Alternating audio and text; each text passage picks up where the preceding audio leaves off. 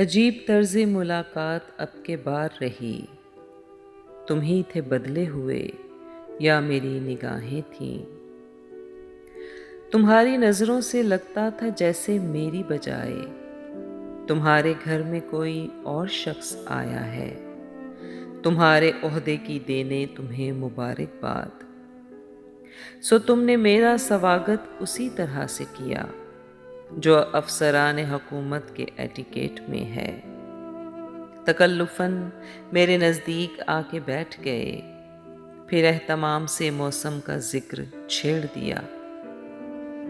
کچھ اس کے بعد سیاست کی بات بھی نکلی، ادب پہ بھی کوئی دو چار تبصرے فرمائے، مگر نہ تم نے ہمیشہ کی طرح یہ پوچھا کہ وقت کیسا گزرتا ہے تیرا جانے حیات، پہاڑ دن کی اذیت میں کتنی شدت ہے،